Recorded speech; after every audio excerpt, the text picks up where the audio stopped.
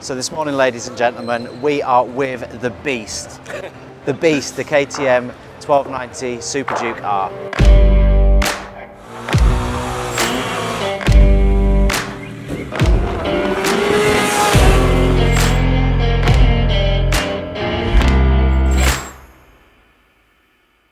This is quite nice, this one, isn't it? This has got to be one of the most cool and hottest and fast and raw bikes that I've seen at EICMA so far.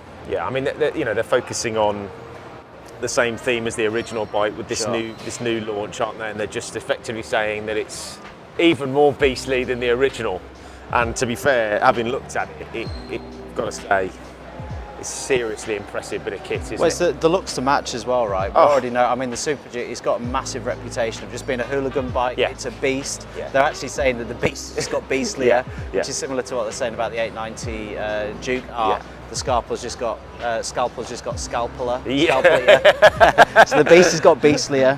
And yeah, wait, I mean, hey, everything about it screams beast. I mean, 1290 twin with 107, it's 180. 100, now it's 180. 180.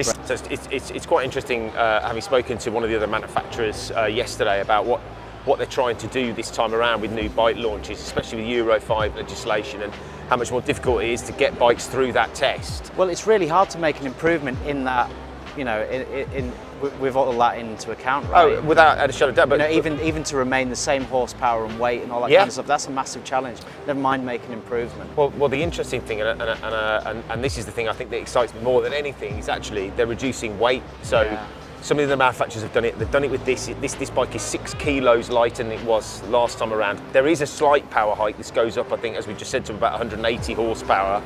But a reduction in weight has multiple benefits. It means the bike's easier to slow down. It means the emissions are lower. It means it's faster. It means it's more agile. It's more flickable. There are so many more benefits.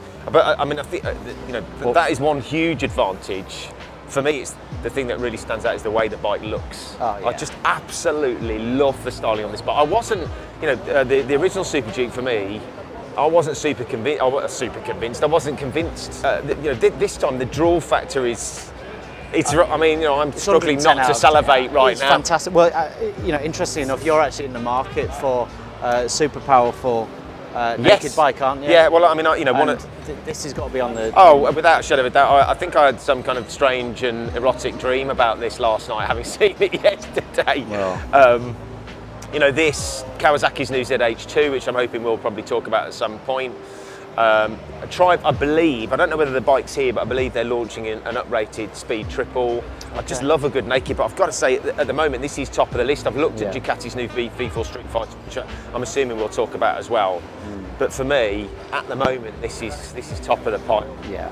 I mean, it's fantastic. I love what they've done with the exhaust system. Obviously, the camera's around there, but the exhaust system looks fantastic, in my opinion. Obviously, this one's been fit with a full Akroprovich system, but even the standard one looks absolutely mint. Well, I mean, I think this is going to be a massive favourite for this bike. One of the things that we were talking about with Ollie, who's on our camera today, last night when we first saw the bike, was the standard system. Because it's got a single-sided swing arm, actually it kind of covers it a bit, doesn't it? But when you see it with the cutter, I mean, that just looks fantastic. And I think the proportions are right. The packaging looks good. I know you can be deceived when you're in this kind of environment when you're looking at bikes, but actually it's quite a compact machine. Oh, really compact. I mean, can you imagine what this is going to ride like on the road? It's just going to be like just raw. That's my impression. It's going to be super raw. We probably should have got Ollie in on this one, because I know that he's ridden the original bike. I haven't had the opportunity, and obviously we've ridden the 790, and I thought that was quite a bit of a monster, but this is a whole other level. Monstrous power, huge torque.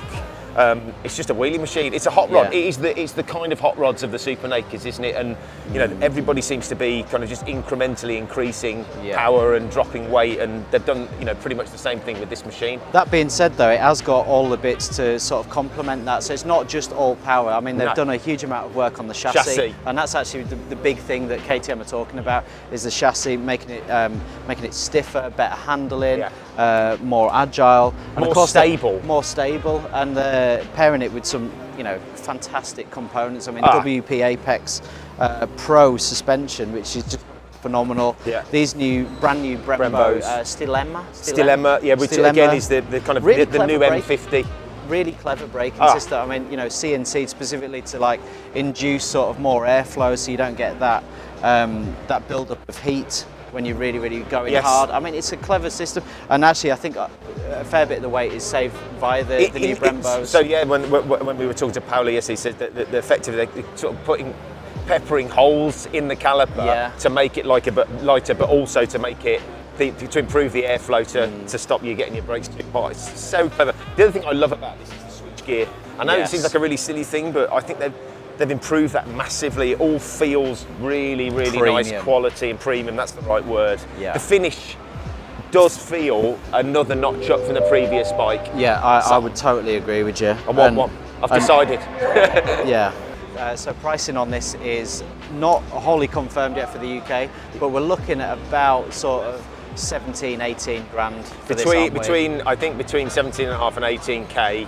That doesn't include the tech pack, which is something they're obviously doing for this round of releases. That's fitted on this bike. Say again? And that's fitted on this bike, tech pack. Yes. Yeah, and that again is very similar to what we talked about with the 890s R, track mode, multiple rider modes, 9-way traction. And Paolo was just saying to us that when you're on track and you're really putting some heavy braking down, it'll flash the rear light to let other people know that you're really. Cool.